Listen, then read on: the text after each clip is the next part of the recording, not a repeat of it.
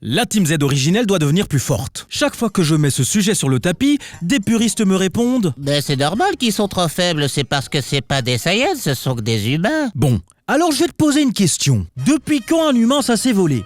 Depuis quand un humain ça fait des rayons avec les mains et déplace des immenses rochers ? La force d'un humain se limite à détruire la lune, c'est ça ? C'est un monde fictif. L'auteur fait ce qu'il veut. Il n'est pas limité par les lois de la physique ou l'anatomie humaine. Si l'auteur veut écrire un humain comme étant l'être le plus fort de l'univers qui sait respirer dans l'espace et lâche des proutes à l'odeur de pain d'épices, rien ne l'en empêche. Oui, mais dans ce monde-là, celui créé par Akira Toriyama, les Saiyans sont faits pour se battre et pas les terriens. Bon.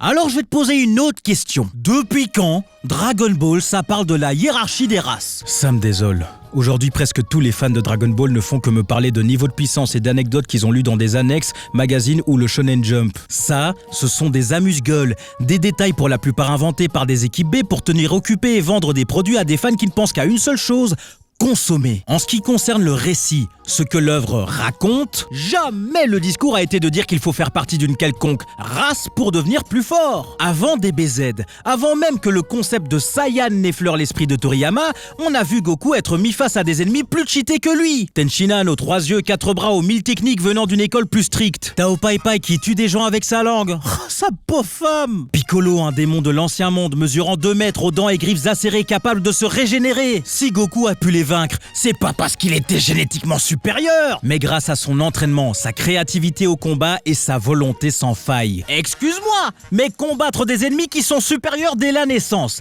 c'est pas un peu le principe même de la saga ? Vegeta, un Saiyan de sang royal plus fort que son propre père. Freezer, tellement puissant qu'il doit se transformer pour réduire sa force. Les cyborgs, à l'énergie infinie qui ne se fatigue jamais. Cell, un mélange des guerriers les plus puissants capables d'absorber la force des autres. Pooh, un monstre capable d'absorber n'importe qui et peut se régénérer à volonté. Tu peux me dire dans lequel de ces cas est-ce que des hommes capucins ont l'avantage génétique ? Comment peut-on connaître chaque détail du lore par cœur et passer totalement à côté du message initial ? Dragon Ball Z, c'est de l'antidéterminisme. Ça t'explique que rien n'est écrit dans le marbre. Peu importe si tu viens d'une planète plus docile, peu importe si tu viens d'une classe inférieure, peu importe si tu ne voles pas la force des autres. Si tu travailles dur, que tes intentions sont bonnes, que tu es ouvert d'esprit et que tu soutiens ton entourage, ils te rendront au centuple ce que tu leur as donné et tu peux surpasser les privilégiés les plus arrogants. Le Genki-Dama, c'est quoi ?